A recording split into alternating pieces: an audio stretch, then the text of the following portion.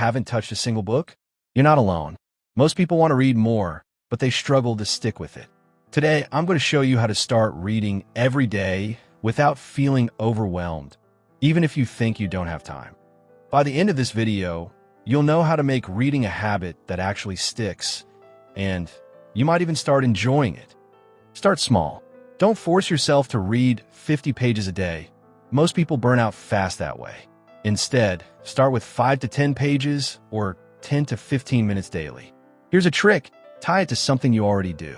For example, read right after your morning coffee or before bed instead of scrolling social media. I remember when I started, I could barely finish 7 pages a day. But once I made it a routine, I naturally started reading more without even thinking about it. Choose books you actually care about. If you pick something boring just because it's popular, you'll quit fast. Ask yourself, what am I curious about right now? Productivity, adventure, personal growth, or maybe a fascinating biography. Pick that. And here's the important part.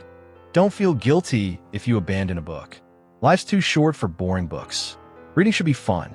Think of it like trying different foods. You don't eat something bland just because everyone else does. Set a reading routine and make a distraction-free zone. Even 10 minutes a day can build momentum, but consistency matters more than time. Put your phone away. Find a comfy chair, good lighting, maybe a cup of tea. Make it a mini ritual. Your brain starts associating that space and time with reading, and suddenly it becomes something you look forward to instead of task. Try this right now. Pick a chair, set a timer for 5 minutes, and read a page or two. That's it. Carry a book everywhere, or use apps like Kindle, Libby, or Google Books. Think of all the little moments you waste scrolling, waiting in line, commuting. These tiny pockets of time are perfect for reading. Personally, I started listening to audiobooks while walking my dog. I finished 2 books in a month that way. Track your progress. Whether it's a notebook, an app, or even a sticky note on your wall, seeing progress motivates you. You'll be surprised how addictive it can be to watch your reading streak grow. Mix it up. Short books, long books, audiobooks. Variety keeps things exciting and prevents boredom. Join a reading community. It can be online, a book club, or just a friend who reads. Talking about books keeps you accountable. And it's amazing how much your understanding deepens when you discuss what you've read. I remember reading a book on habits and then explaining a concept to a friend. It completely solidified my understanding. That's the magic of sharing ideas. Apply what you read. Highlight key ideas, take notes, or discuss them with someone. When reading feels useful, it becomes addictive. And here's a mindset tip. Don't aim to finish every book. Aim to connect with ideas.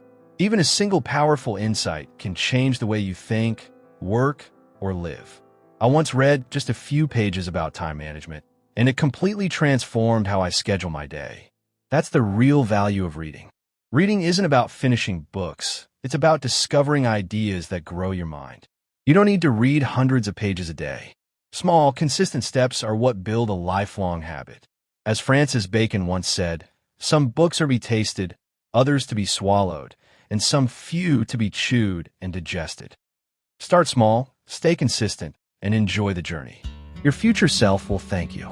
If this video helped you, hit the like button, subscribe, and comment below which book you're starting with. Let's read, learn, and grow together every day.